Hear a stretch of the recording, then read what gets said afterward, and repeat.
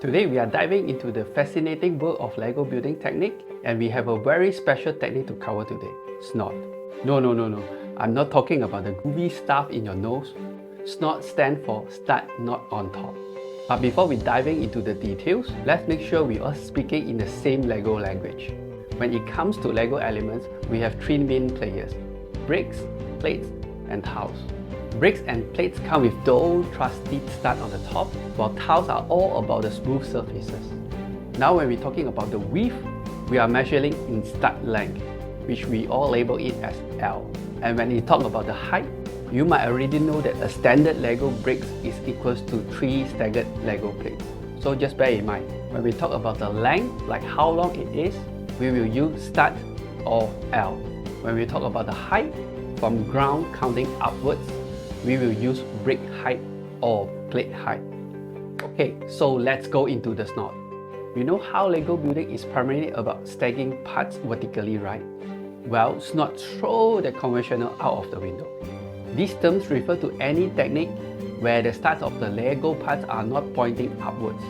SNOT techniques are a big deal when it comes to advanced LEGO building. Now, the magic behind the SNOT is mainly about two things: the 5:2 SNOT ratio and specialized SNOT elements. First, let's talk about the 5:2 SNOT ratio. This ratio is intrinsically related to the geometry of LEGO bricks and plates. Basically, it suggests that it has a very special relationship between the height and the length of the LEGO part. It means with 5 plates height, it equals to 2 stud length. If you are new to this, please take a closer look at the 2 stud length here. The 2 stud length here has been rotated to face it to the side, and not refers to the 2 bricks height which pointing to the top. Like what I mentioned earlier, when we talk about the length, we use studs. So from here you can see with the 5 plates of height is the same as the 2 studs of length. I hope I have made it clear now because this concept is rather important. Believe it or not, this isn't a coincidence. This is likely a conscious design choice made by the LEGO designer.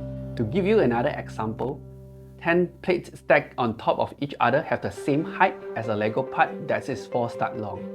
And when you stack 15 plates, which is equivalent to 5 bricks, they have the same height as a LEGO part that is 6 studs long.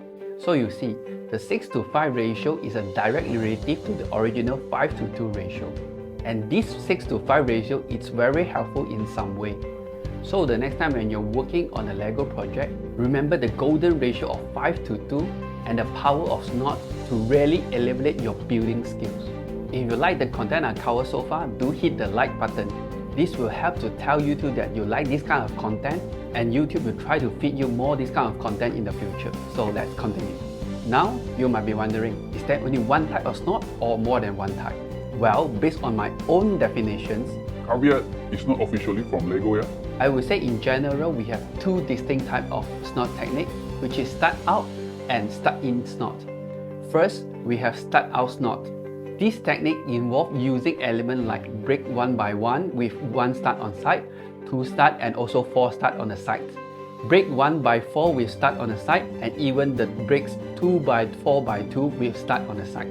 Besides that, various types of brackets, for example like this and even this, are also considered as a type of Stud-out SNOT element. Guess what? Even using the technique 1 by 1 brick with the half stud pin also can turn into a Stud-out SNOT, like what you are seeing now. So now you can see that SNOT elements are not just limited to those standard and ready-made elements. We are exploring and being creative to unlock the potential of every single element.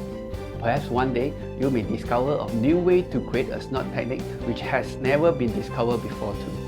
So get ready to see stud in places that you never been imagined. But that's not all. We also delved into the Stud-in SNOT.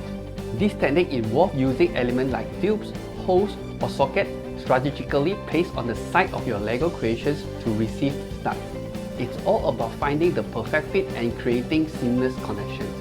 Again, you can see that to apply SNOT technique, builders like you can be creative in combining different elements and turn its usual functions into a SNOT type of elements. So whether you are building Stud-out or Stud-in, these SNOT techniques are your passport to unlocking new dimensions of creativities in the LEGO universe. Here is the fundamental knowledge about SNOT technique. If you want to take a step further, to know how, where and when to apply a SNOT technique, then I suggest you to watch this video to find out more. Alright, that's it for today's episode. If you found this useful, don't forget to hit the like and subscribe button for more LEGO MOC building tips and tricks.